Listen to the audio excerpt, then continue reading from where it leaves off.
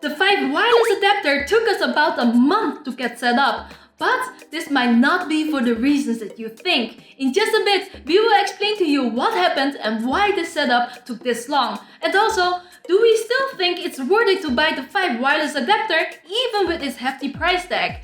And what about the TPCast? Which one is better? All this coming up. In case you haven't heard of it yet, the Vive Wireless Adapter is a small device that is attachable to the original HTC Vive and the HTC Vive Pro. It removes the cable that comes with the headset and makes it possible to enter virtual reality untethered. The TPCast wireless adapter already made this possible a while ago, but not without its issues. The Vive Wireless Adapter was released on September 24th, 2018, and at the end of this video I'll let you know which of these two I recommend getting. First, let's start with a quick run-through of what's in the box. Wireless adapter with cradle for 5, power bank connection cable, 3-in-1 short cable and cradle for 5 original, HTC Quick Charge 3.0 power bank holder, power bank charging cable, wireless link box, wireless link box clip, PCIe Y-Kick card. For the Vive Pro comes a cable, cradle and pad cushion. The price for the original HTC Vive kit is $300, which includes a 3-in-1 cable and a cradle. If you have a Vive Pro, you need an extra Vive Pro attachment kit for $60 more, totaling to $360. This includes a cable, cradle and a pad cushion for the Vive Pro. Before we head to the setup, let's quickly talk about its look and feel. The Vive Wireless Adapter is made of plastic. It doesn't feel very sturdy, like I should not drop this or else it might break. On the contrary, it is very light, so it doesn't change the level of comfort when wearing the headset at all for me. It has some gaps here and there that lets out the heat. There's a HDMI and USB 3 slot in the front. At the back there's another USB and an input for the HTC Vive proprietary cable. When wearing it, you kinda look like you're wearing antennas. I keep thinking of ET when I look at Chary playing. Whether I think this is a pretty sight is a personal thing, I guess. But this isn't very relevant. The most important thing is that it works lag-free so that I don't feel motion sick while playing VR. So, let's move on to the setup and testing now. In short, the setup was remarkably easy, although you might need to be a bit tech savvy for it. The steps for the setup is as follows. 1. Install the PCIe card into a free slot on your motherboard. Connect the wireless link box, the sensor, to the card. 2. Place the wireless link box somewhere so that it can see your headset clearly. Be aware though, this cable is very short. 3. Attach the wireless adapter to the headset. 4. Download and install the Vive Wireless software on your computer. 5. Connect the power bank to the wireless adapter. Put it on your waist belt or in your pocket. Turn on the power bank and adapter. 6. Open the Vive Wireless software and it will automatically start scanning. 7. Once it's ready, you can start Steam VR and you're ready to go. The biggest struggle here might be step 1, installing the PCIe card into a free slot on your motherboard. If you don't know how to do this, I would recommend finding a tech-savvy family member or friend who can help out, because any other steps after this is not super difficult, and also most of the steps only need to be done once. Once done, all you have to do to play again is to turn on the power bank and adapter, open the Vive Wireless software and you're ready to go again. And yes, this works every time. It's so easy and so hassle-free that it's almost a revelation. As you probably have noticed already, the Vive Wireless Adapter is not completely wireless though. The power bank is attached to the headset with a cable and that needs to be clipped on your belt or put in your pocket. But the good news is that it still gives me so much more freedom than being tethered. Except we can't really play VR games naked anymore. Just kidding, of course we don't do that. So, once everything was set up, it was time to start testing it. For your information, we tested the adapter only on the Vive Pro, so I can't say what the performance is like on the original Vive. Our test setup was with a NVIDIA GTX 1070 graphics card and an Intel i9 9900K processor. I will put our full setup in the description below in case you are interested. I tested the adapter playing multiple games, short sessions and also longer sessions, from high-paced fast games like Beat Saber to more chill games like Tilt Brush. The good news is that I did not notice any noticeable lag or color differences compared to playing with a cord. I did get the occasional tracking loss though, but presumably that's because of interference. It mostly happened when I was facing the sensor with my back. To solve this, I moved the sensor to a higher place facing down. However, the sensor's cable is very short, limiting the places that I could place my sensor. I think a higher place could make the tracking even better, but this disadvantage limits that. I was able to get about 2 hours of playtime with a full battery.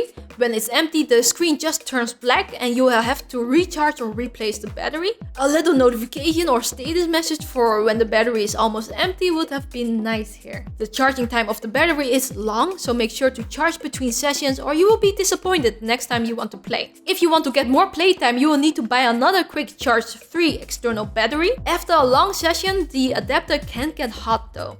I don't feel it with the Vive Pro, since you get an extra padding with the Pro. However, if you use the original HTC Vive, you do not get this extra pad. A user on Twitter actually reported that he got a burn on his head because of that. To solve this, he created his own pad. Just in case, I'm going to link his Twitter post down below. It is also worth mentioning that HTC probably had challenges to overcome when they made the VIVE Wireless Adapter. The adapter needs to be able to stream a lot of data to the headset quickly enough to not cause any lag. This is important in VR gaming since lag can cause you to become motion sick. HTC has overcome this challenge by using Intel's new Y-Kick technology, and this tech can send data fast and almost lag-free. This is really impressive. The VIVE Wireless Adapter does what it promises and it works incredibly well. However, it comes with compatibility issues, presumably because this is such new technology. I'm going to explain to you now why it took us a month to get it all set up. I already gave it a little bit away. It was because of compatibility issues. Firstly, this adapter needs a fast PCI Express slot, preferably on 3.0 speeds.